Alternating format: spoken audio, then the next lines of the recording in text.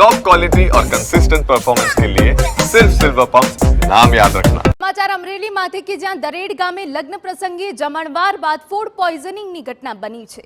થાબડી બરફી શરબત અને ભજીયાના જમણવાર બાદ આ અસર થઈ છે।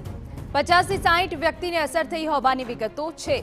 30 થી 35 લોકો કે જેમને વધારે અસર થઈ છે તેમને સિવિલ હોસ્પિટલમાં ખસેડાયા છે। અન્ય ખાનગી હોસ્પિટલમાં 25 જેટલા દર્દીને ખસેડવામાં આવ્યા છે। તમામની તબિયત સુધારા પર હોવાથી હોસ્પિટલમાંથી રજા અપાઈ। तो लग्न प्रसंगे जमणवार बाद जे तमाम हाजर लोको हता तेमां एनी अंदर बपोरे भोजन लेता नाना बाळकोने पहला फूड प्रोविजन देखाता त्यारबाद एनाथी मोटी उंमरना 12 થી 13 वर्षना छोकराओने देखाड्યું।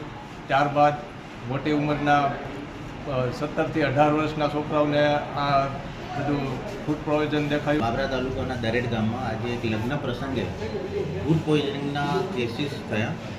તો એમાંથી ઘણા બધાને ફૂડ પોઈઝનિંગની અસર થઈ અને અસરના લીધે ઝાડા ઉલટીના કેસ અહીંયા 25 થી 35 કેસ અહીં આવી ગયા છે। બીજા પ્રાઇવેટમાં પણ ગયા છે। લગભગ 50 થી 60 માણસોને અસર થઈ એવું વર્તારો છે। તો સંવાદદાતા અમારા જયદેવ કાઠી વધુ વિગતે વાત કરવા જોડાયા છે। જયદેવ, પૂરી વિગત।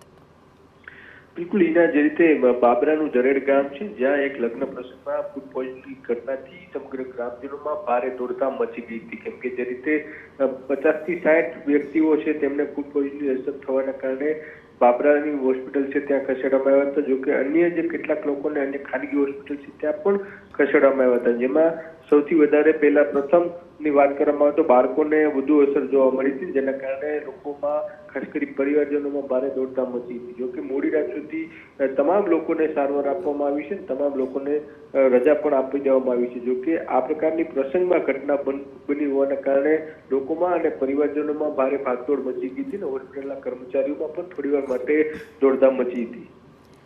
બિલકુલ આભાર તમામ વિગતો બદલ। તો 50 થી 60 વ્યક્તિને તેની અસર થઈ, જેમાંથી જે લોકોને અસર થઈ તેમની તબિયત સુધારા પર।